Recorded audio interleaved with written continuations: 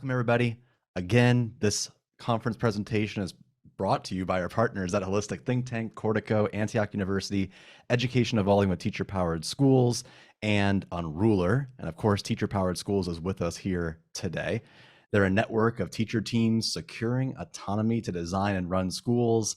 And we were just talking beforehand, this is the perfect complement to what we just saw in our keynote, where you have young people and activists coming together to make change.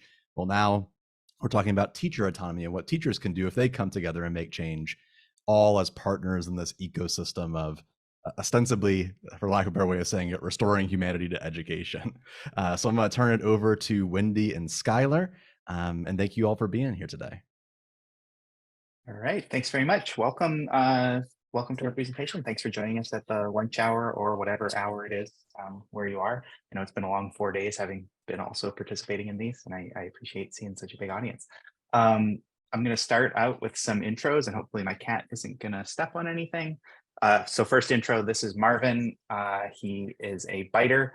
We were talking about this before everybody came in, so he might bite me during the presentation, but hopefully I'll be on mute when he does it. So I'm Skylar Prim. I am a lead teacher at Koshkonong Trails School in Cambridge, Wisconsin, which is a rural school district just outside of Madison, where I live.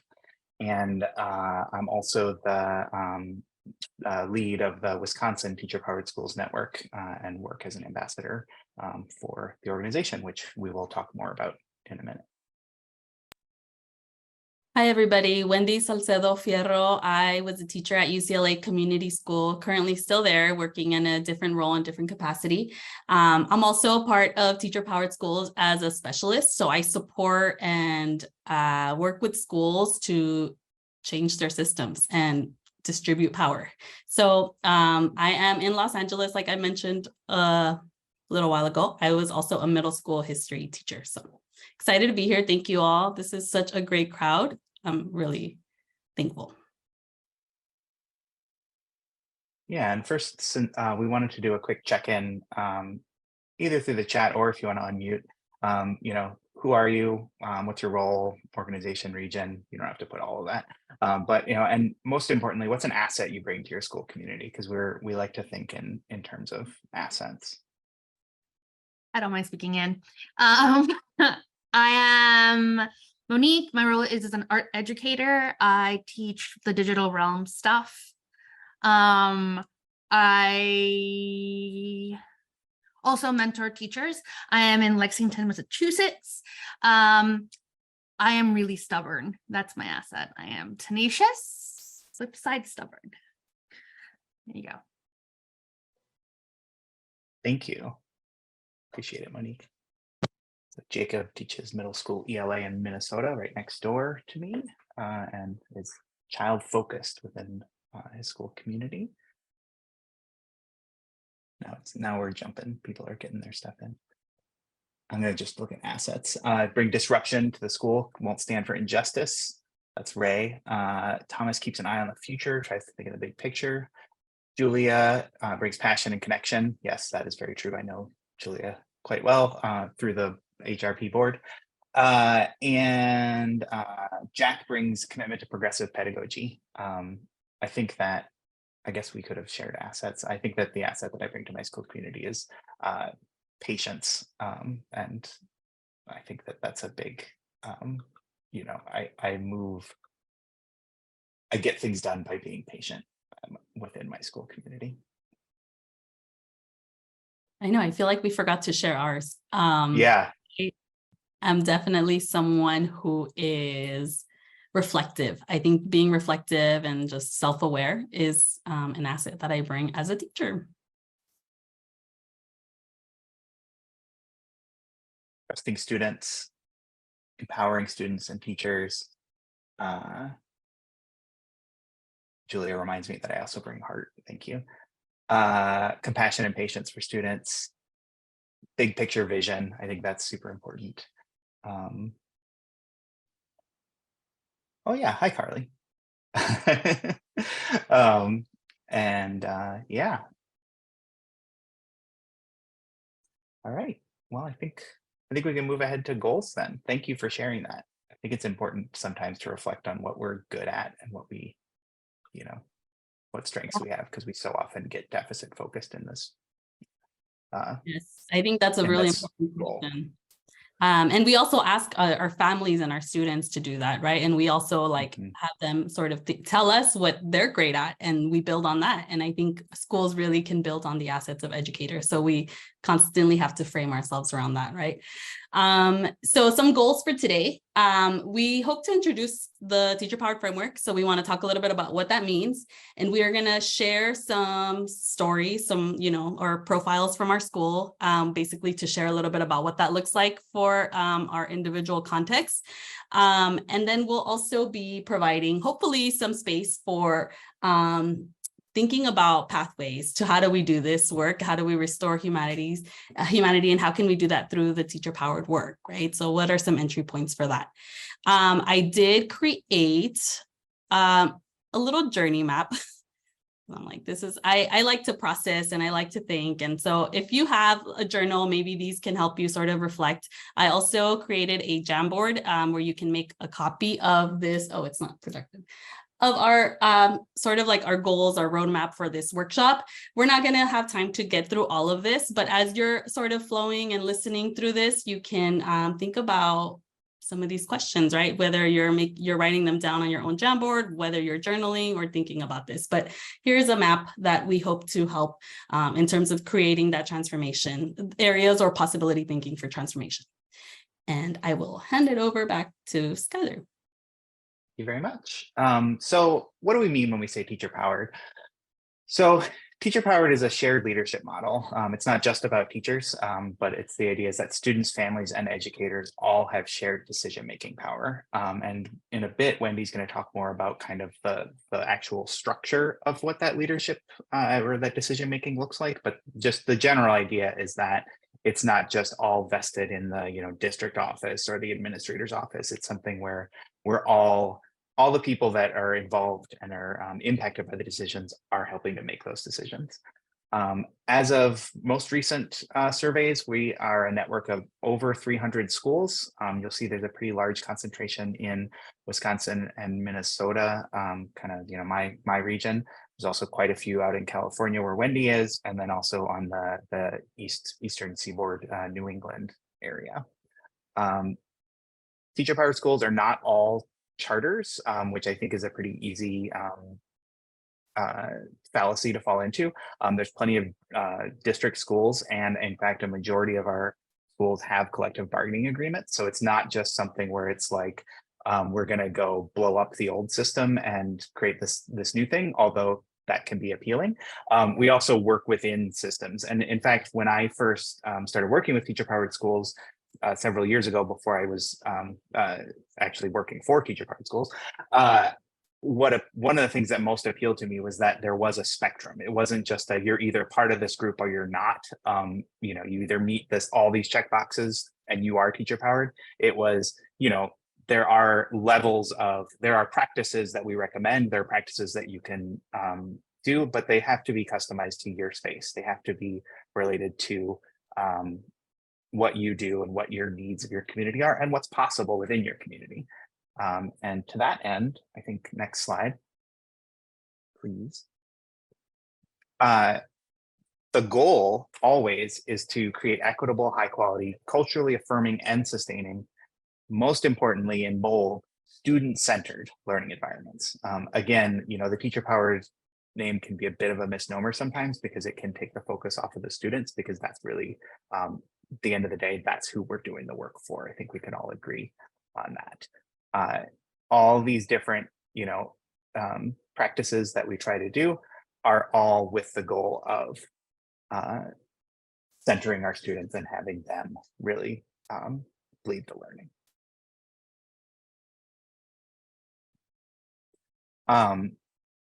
And this is just a bit of a kind of a part of a what do you call it, infographic. And again, another point here, pointing out that it's not just about teachers. It's about shared power. It's about students, families, communities, as well as principals. My school is a teacher-powered school. We have a principal. Many teacher-powered schools have traditional administrators. It's just that their role may be different. they're making decisions, as they put here, with teachers, not just for teachers. And it leads to teacher agency, which I think we can all agree. I think we've talked about this previously in the conference, that, you know, if you are a teacher that feels empowered to make decisions and make changes, you're going to have a more sustainable career, because you're going to feel like you are making more of a difference. And ultimately, that's going to benefit your students.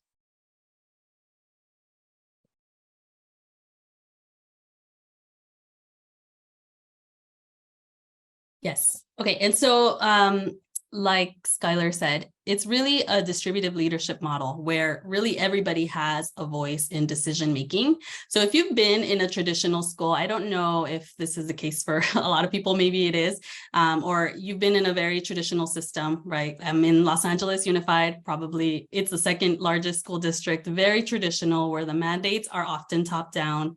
We're constantly teachers are told what to do, right? They're like, oh, there's this new thing, innovation, but it's like happening at the top. And then the idea is that it's somehow supposed to, like, you know, trickle down and change and transform schools. But we actually propose, or our vision for shared leadership at teacher-powered schools is really where decisions are made at the bottom, right? It's the people who are closest to the pain. It's the people who are in classrooms, people who really know about students, who are in connection with parents. It's really these families that really should be leading the vision for their school and should be making decisions around what's happening, right? And so when we talk about decision making, often in different groups, they're like, what do you mean teachers can make decisions, right? I think it's sometimes we end up, oh, sorry, I wasn't sharing all of my slides. So this is the shared leadership model that I'm talking about, right? So this is sort of where it's more power is fluid and power is shared. It's not about one person sort of making all of the decisions. And some schools might have, right, a principal, some teacher-powered schools do not have administrators, and it looks very different. But even if we do have like formal leadership, they are working in a way that is very different from a traditional model, which means they're working with teachers, they're working with parents to make decisions, and they're not making decisions for the community. And sometimes I think about, like, this is when we think about the areas of autonomy, it's still really wild to me that in 2023, we do not have, some schools don't have these levels of decision making at their school. I mean, my school definitely does not, but I think when we think about, when we studied the teacher powered network, we looked at what were some of the areas of decision making that happened across all of these schools. And really decisions could happen from program, personnel, and administrative. And while not all teacher powered schools look the same, it's really about what's best for the community, for the school, for the students. Being able to have a say in all of these things is what really we see as the levers for transformation, the opportunities for creating change. And the ed world really likes to think about, you know, what is innovation and all of that. But this is really about creating learning that is for students and for their communities, right? People are not commodities. We're not here to like build new things. It's really about what is the learning program that needs to happen and how do we do that? And so when we think about shared decision making, the areas of autonomy is really mechanisms that can allow us to, you know, really transform their schools and our systems. If you were to walk into a teacher-powered schools, you might see some of these practices at play. And so maybe just take a minute to look at these and think about it.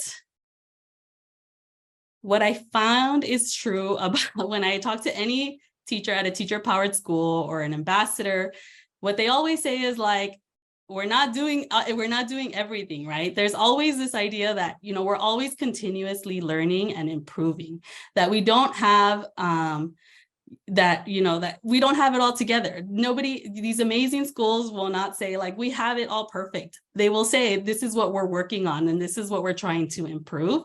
And so really that the essence of being a learner and to really make things better for their communities and their schools is really a core practice in teacher-powered schools. And so you also will see in these schools, students really engaged in learning. They will be people, there are people who are wanting to be at schools. They feel connected. There's relationships built in. They are respected. Their voices and choices are often at the center of the curriculum. Their identities are honored, right?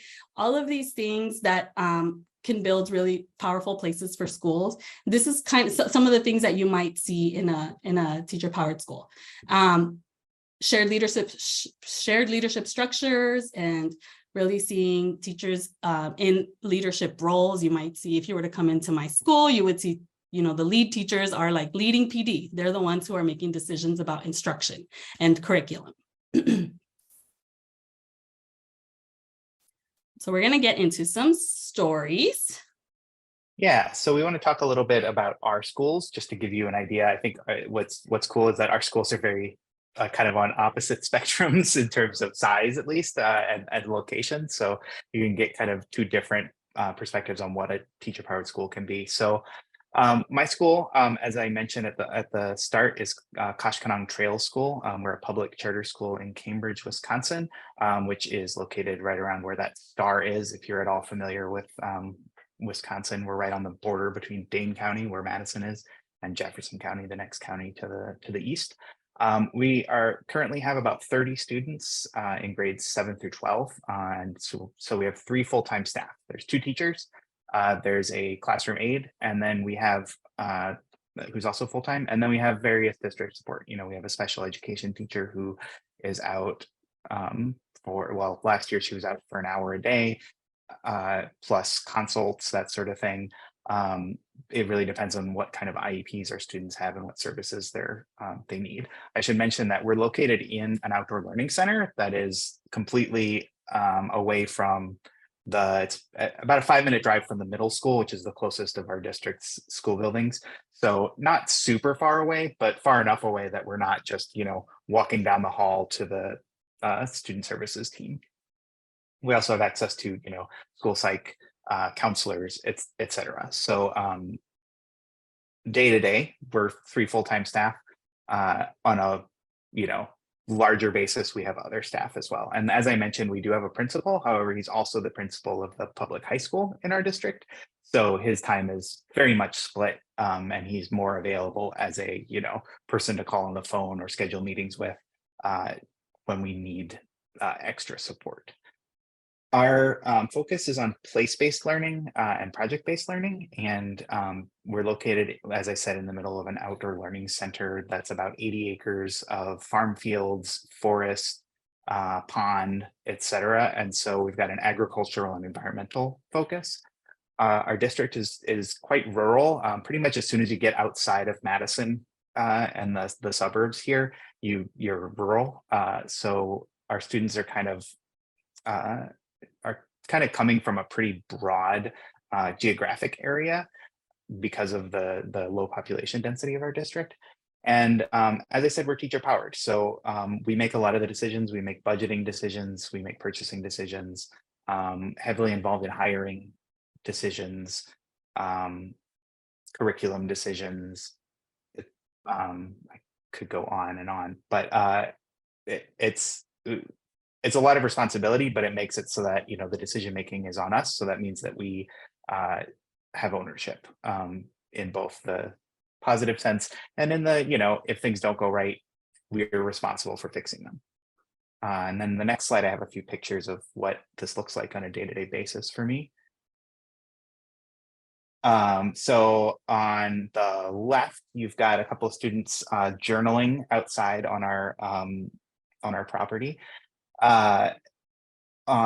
That's just on one of our Wednesday outdoor field experiences. We were practicing observation skills outside. And the second slide is my regular classroom plus a chicken. And that is a chicken that my students raised from an egg.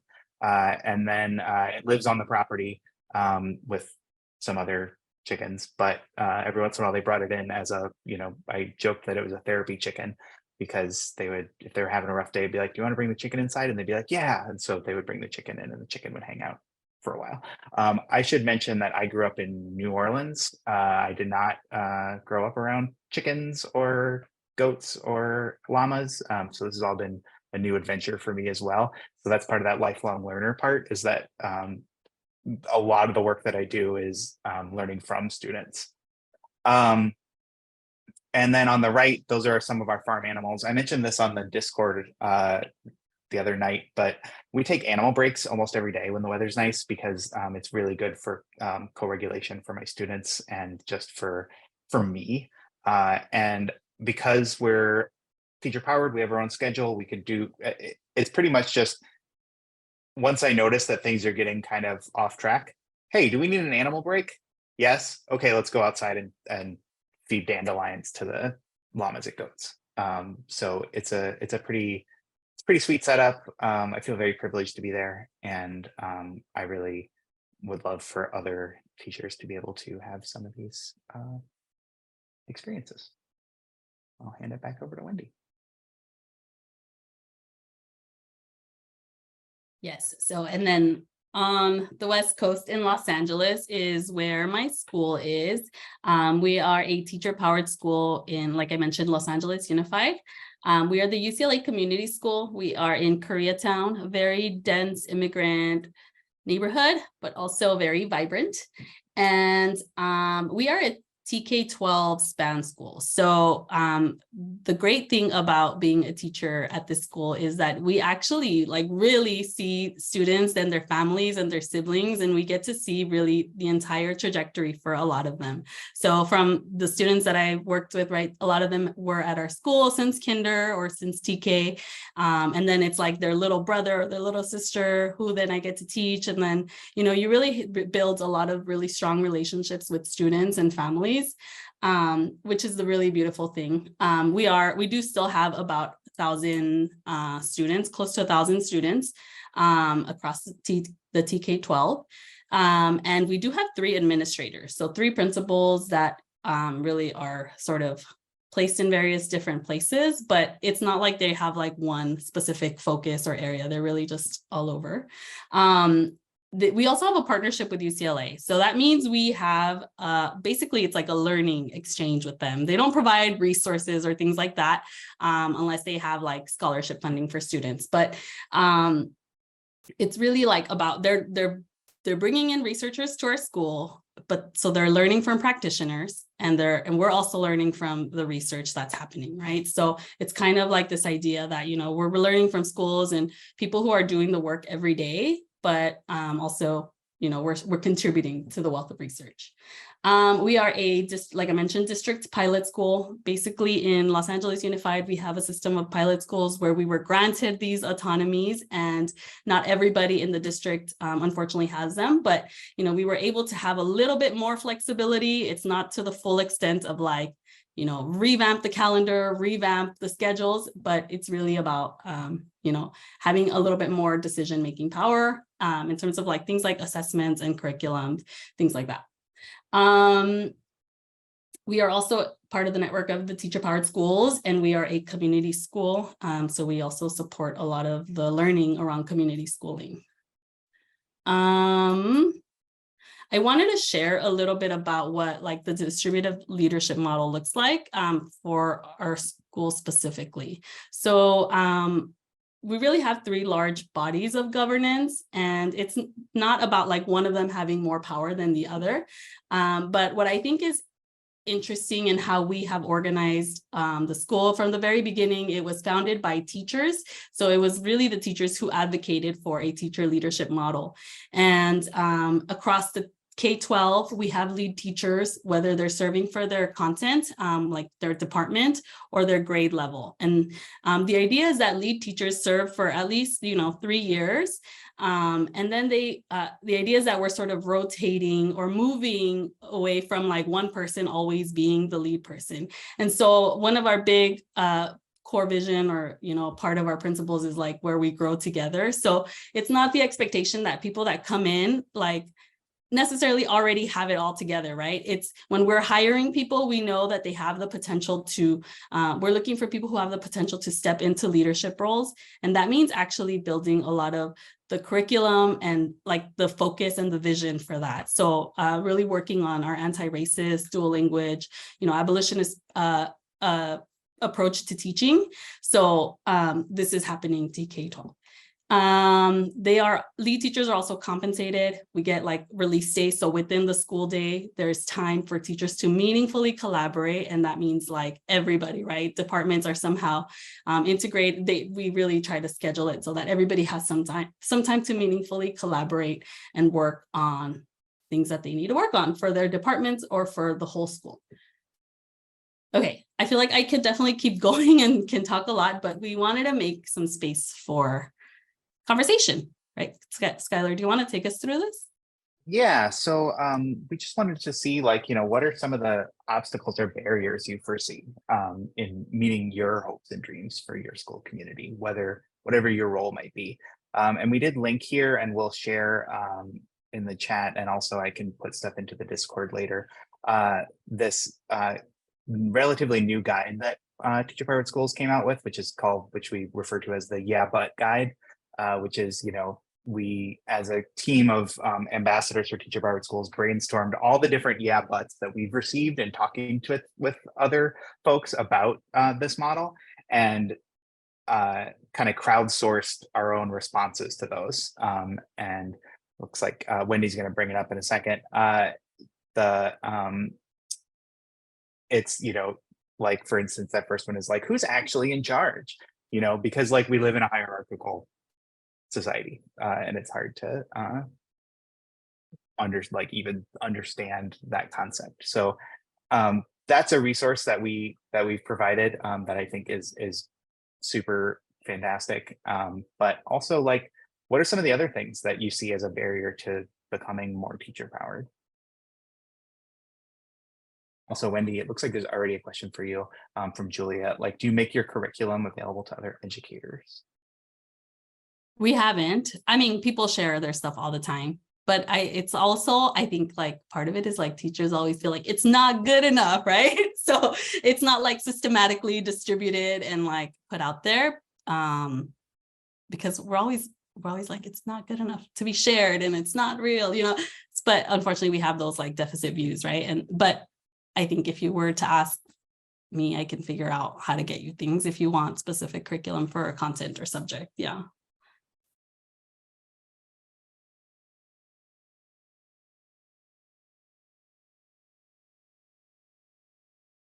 So I would love to hear what questions you might have, or what anything, whether it's these questions regarding barriers, or whether it's just general questions for us about it. Thanks, Wendy. I have a question. Yeah, go ahead. Hey, Skylar.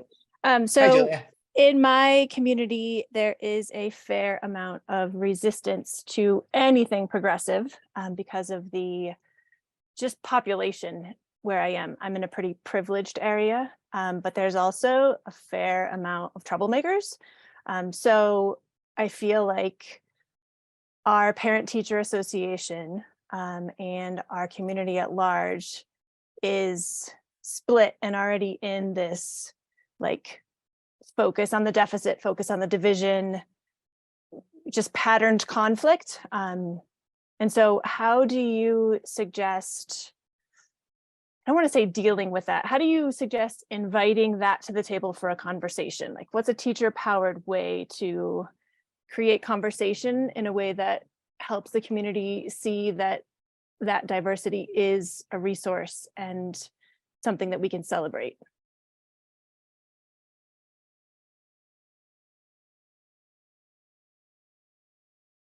Do you want to speak to some of the discussion guides, Wendy? I think that would be a... Yes, we do have, I feel like there's a lot of discussion questions that can help with that. I don't know. I think like what's really helpful is to like begin with building like really a team, or building your allies, right? So really thinking about who is like, maybe it's one teacher that can really help sort of build this. If it's about the messaging, right? How do we talk to people about that? Like to really organize around that. And I think it's like, I mean, not that this doesn't happen, but I think I also realize that we also do have a lot of power to like do things within our classroom space with each other, right? Yeah, I mean, I think it's really also building the capacity to have like practice those conversations. So when we were doing like, you know, gearing up for striking, it's like the literal like things that were scary. Like, how do we talk to our like interest holders or stakeholders, right? How do we like practice having that and literally using time to have conversations with each other and build with that, I think was really effective for us. But yeah, I also just feel like there's a lot of possibility that can happen within just like a partner or like somebody who's like a thought leader, right? That can help you build something out of like what you're hoping to get, what your vision is and what you're hoping to come out of sort of this type of work. So I don't know if that's as helpful, but. Another thought that I just had is that, you know, we have, there's a lot of evidence for teacher leadership leading to, you know, higher test scores and less teacher burnout and that sort of thing. So if there's other like angles that people in your community might respond well to, you can kind of lead with that, even if it's not necessarily what like you personally would want to focus on, you know, as an outcome.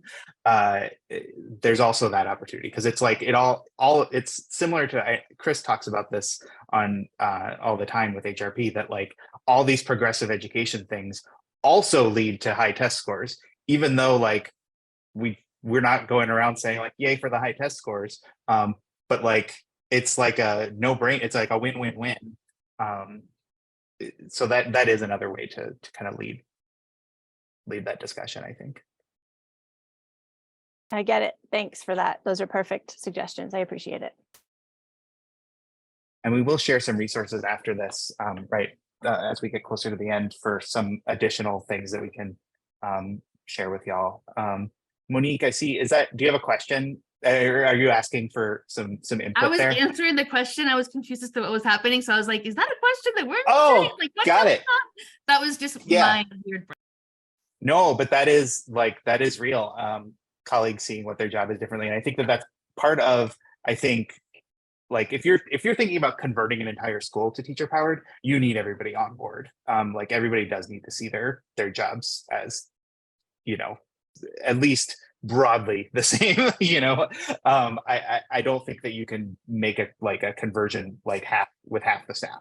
However, like Wendy said, you know, you can find your people. This is also a bit of a discussion in the Discord earlier today, you know, and make some changes, make changes within your sphere. You know, I think that was something that I don't remember if it was Jose or Cornelius in the last couple of keynotes. Everything blends together when you're on Zoom all day. Was talking about, but you know, within your sphere, you can take charge of a lot of things. Like Wendy said, we have a lot of power, more than we think. Especially, I think right now when, you know, frankly, there's a shortage of teachers in most places, if not everywhere. We've got power. It makes me also wonder about like, how do we help students organize themselves too? Like, what is maybe our role in supporting or cultivating spaces where students can really be like the stewards, right? They are the ones who can lead us into this work. If that's something that, you know, is relevant for your community. I know our students have been really organizing around, like a lot of our students deserve, we have a big chapter of like our Black Student Union and like changing policies at the district level. So while our school doesn't necessarily have like penalizing practices, like we don't have like a bell structure, right? It's also like, they're creating spaces for them to work with students across the school. So that might be another way, right? Like, how do we talk to like people who are already on that level? Yeah, I would say families as well. Our governance board is very strong and very committed to our school and our practices, and they have students in different schools. You know, they have siblings, they have other kids in different districts, different schools within our district, and they are definitely passionate advocates for a lot of our practices. Whether that means you know, I don't think it means transforming other schools into fully teacher powered, but it does mean things like, you know, maybe restorative discipline practices, or maybe, you know, having the teachers have a little bit more control over things like whether kids wear hats, you know, like that, those sorts of small things.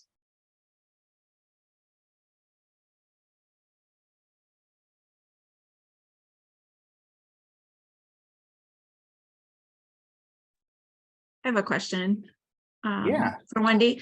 You said you're part of the public school system, but you like are a branch off. Like, how did that happen?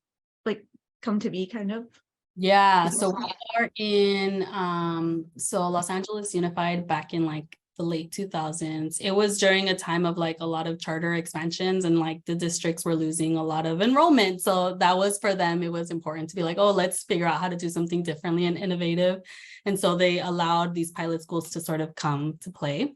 I don't know if those types of governing laws and just like, I don't know if that's the context anymore for allowing that level of freedom for schools and educators. But I also in thinking of the work that we're doing in Arizona. So Teacher Powered is supporting educators in Arizona who are trying to move towards a teacher powered model.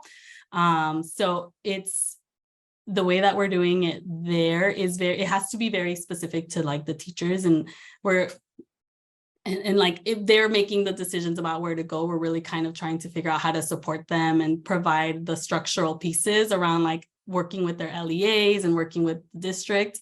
But one of the like ways, the entry points into that work in that specific context was around teacher retention, because some of the data on teacher retention is actually it's really like there's a lot of promise around teacher powered schools and keeping teachers in the classroom and invested in the work, right? And so even like in a recent article that should come out soon is like the departure rates for teachers in teacher powered schools are actually lower in schools where, you know, there is like high free and reduced lunches, right? So in high socioeconomic like levels, there's teachers at teacher powered school will stay despite like how, you know, despite the school population is what I'm saying. So that might be an interesting way to like, if you're trying to talk to like people at the system level, or like at the district, right? Building those like allies at that level too. And if the alarms on teacher retention are like a big deal for them, that might be an interesting entry point. I don't know if that's kind of what you were thinking about. No, that helped. Thank you.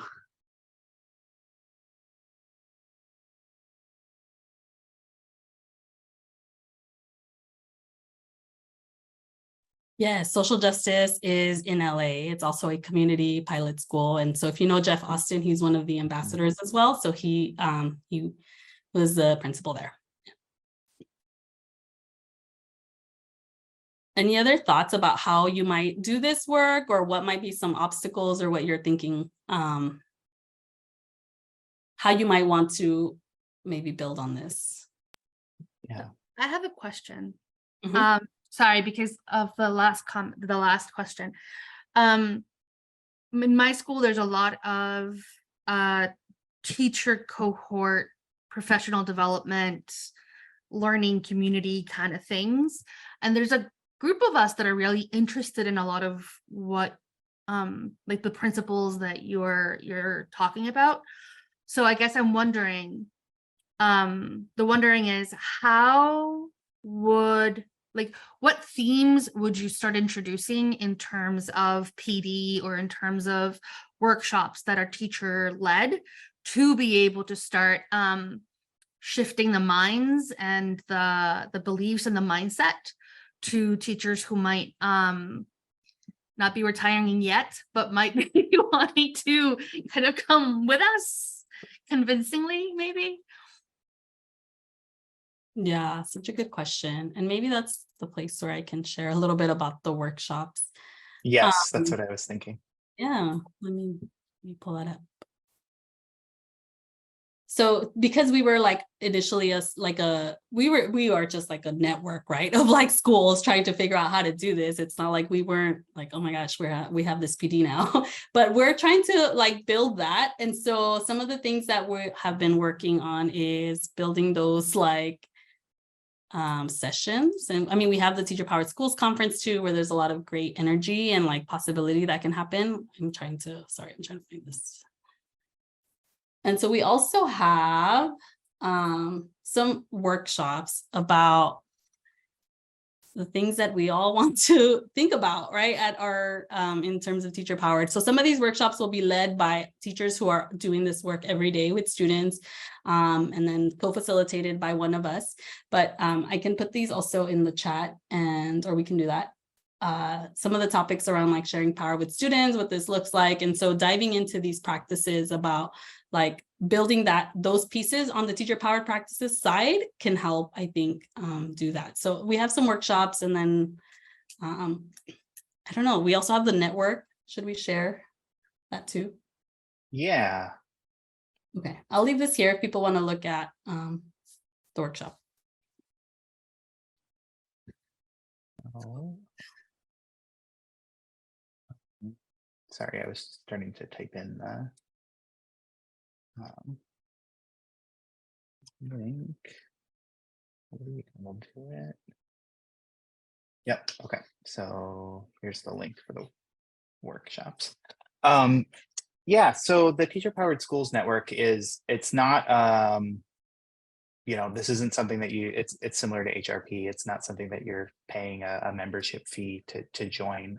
We just we're here to provide resources and support. So there's a program that was just started last year for networking sister schools together. So trying to find schools that have similarities in terms of their setting or their governance or just other ways that they are or the things that they're trying to accomplish, and connecting those for monthly or bi-monthly meetings. That's going to start back up again in the fall, I believe. Long story short, our website is the place to go for all of these things. If you want, and signing up for our newsletter and following us on social media, I should say. Sarah would appreciate that. We also have ambassadors in many states. So there may be somebody near you. As like Massachusetts, we've got folks in Boston. I don't know Boston or Massachusetts geography, so I apologize if Lexington is like 1,000 miles away from Boston. But we've got people around the country that are more than happy to either jump on Zoom or do a site visit and help out. And then of course we have these resources that or these workshops that are priced at just $10 each. It's a nominal fee. Basically, it's the kind of thing where personally, when I sign up for free things, I tend not to go, but if I spend a little bit of money on it, I will go. Like, because there's that sunk cost. It's like leveraging the sunk cost fallacy for positivity. So, and I put links to these different things in the chat. And if you go to our resources and our slides, these are both links in the slides.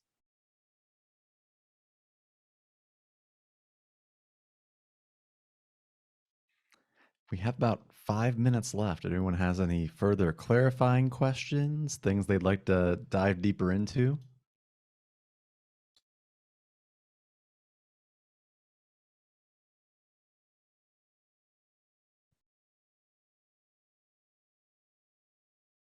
I'm gonna start throwing links in.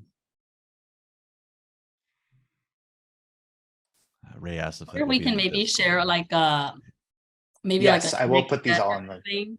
Maybe in the Oh. chat, maybe put like a next step or like what you're leaving with. Like I know we're not closing this, but like what's resonating, if it's like a word or something that you're thinking about. Does this feel good? Does it feel overwhelming? I have one last question, and I think it's a big picture question. Like, I don't even know how to get this out of my brain.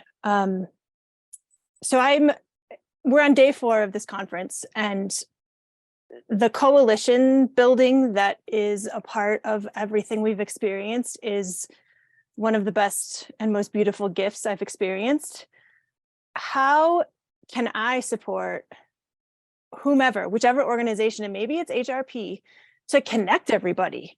Like I want a central teacher powered network that somehow is able to connect all of the coalitions and create one, I don't know if it has to be one central place, but like that boots on the ground. Hey, if you're looking for this, try this organization. Hey, you need support with that, I know exactly who you need to go to. Like, how do we unite and connect everyone in a way that creates that cog icon that you have right there with the teacher powered schools?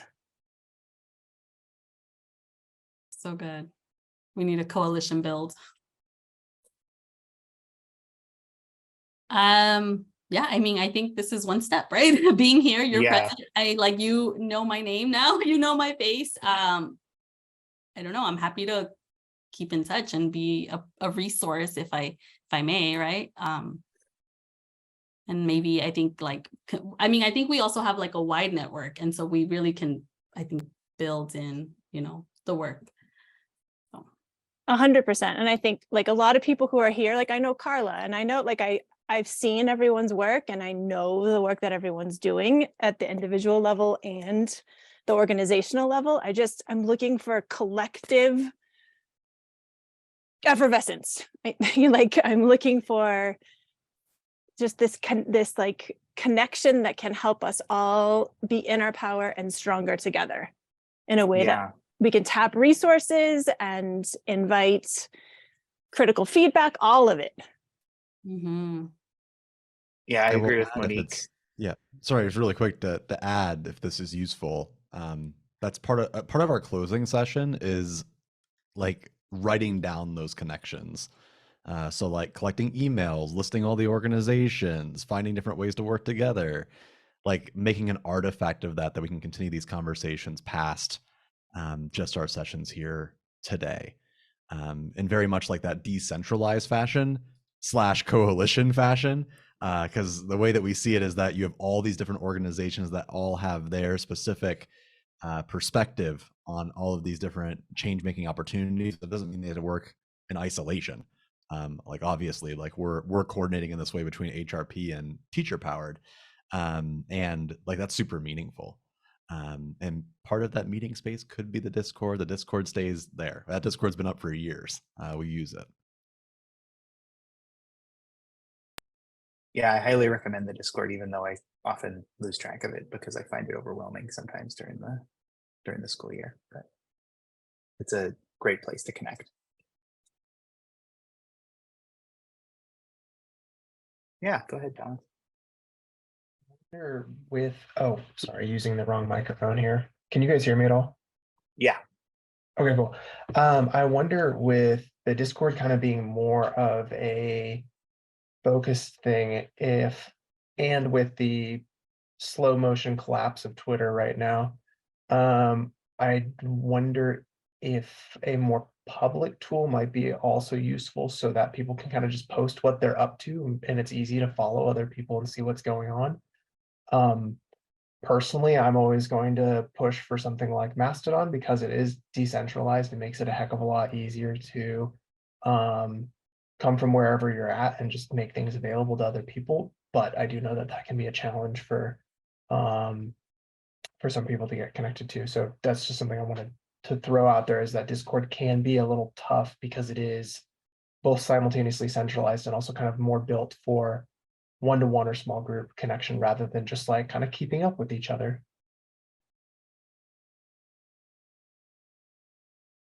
Yeah, I've seen a lot of stuff about how like we all just need to pick a space to be there. But like the whole point of being decentralized is that nobody's telling us what to do. And you know, that so you run into that problem. Totally.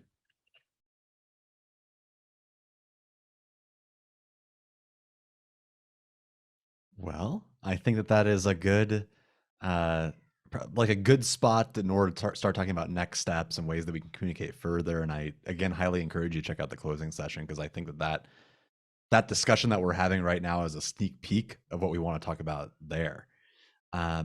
But again, I want to thank Teacher Powered Schools, because there's so many different ways that we can get involved with you all. Those workshops are great. The resources you have are awesome. I see Wendy and I know Skylar earlier put your emails in there. Definitely reach out to them, make those individual connections, and then kind of reach out to the group as well. But yeah, Wendy, Skylar, thank you so much for presenting. This has been fantastic. Thank you all so much for having us. As somebody who has been in the spaces with a lot of system level people, that has not been my jam. So I'm super grateful. Yeah, thanks very much. I really appreciate that so many people showed up. You always wonder like who's going to be here. I really appreciate it. Awesome. Well, thanks all. Just like last time, we'll have like an 10-ish minute break here. before our next session with Sunil Singh, who's actually already in the Zoom. So he'll be, I'm sure, setting up here. But otherwise, feel free to mute. It will be in the same channel. So if you're hanging out here for the other couple sessions, feel free just to hang out in the same Zoom call. I am going to stop this recording.